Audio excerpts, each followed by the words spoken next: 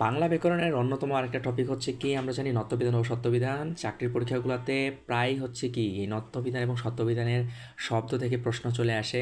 তো সুতরাং আমরা এই কঠিন টপিকটাকে কি অনেক সহজভাবে শিখতে পারি।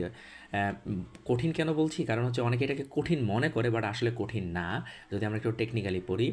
এবং ব্যাপারটা হচ্ছে যে বইয়ের মধ্যে আসলে দেওয়া থাকে যে নয়ের এই শব্দের পরে এরকম ন থাকে, স্বরবর্ণের পরে এরকম এরকম ব্লা ব্লা ব্লা। তো আমরা দেখেন একটা টেকনিক শিখে পড়ি এখানে, যে আমরা জানি নত্যবিধান এবং সত্যবিধান শুধুমাত্র কি হয় যে তৎসম শব্দের জন্যই প্রযোজ্য, অন্য কোনো শব্দের জন্য প্রযোজ্য নয়। এখন একটা আমরা রুলস শিখি যে বাম দিকে হচ্ছে কি থাকবে, মূর্ধন্য থাকবে, আর ডান দিকে থাকবে আমরা কি যে পেটকার মূর্ধন্য স থাকবে। এখন কথা হচ্ছে যে আমরা রি এর যেই সকল শব্দ দেখব যে রি আছে, সেই সকল শব্দের পরে কি থাকবে সবসময় কি হবে, যে মূর্ধন্য হবে।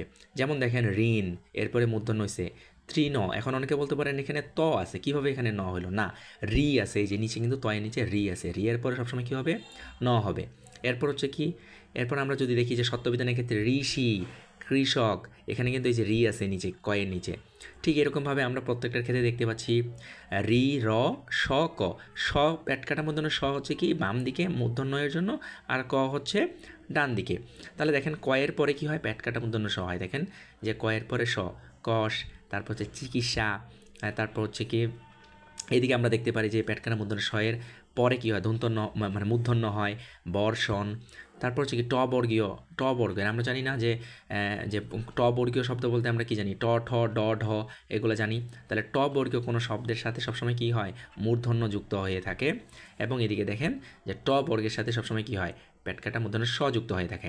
এবং বিদেশি শব্দের ক্ষেত্রে কি হয়, বিদেশি শব্দে এই হচ্ছে মূর্ধন্য এবং কি হচ্ছে পেটকাটা মূর্ধন্য স হচ্ছে কি তারা কি বর্জন হবে।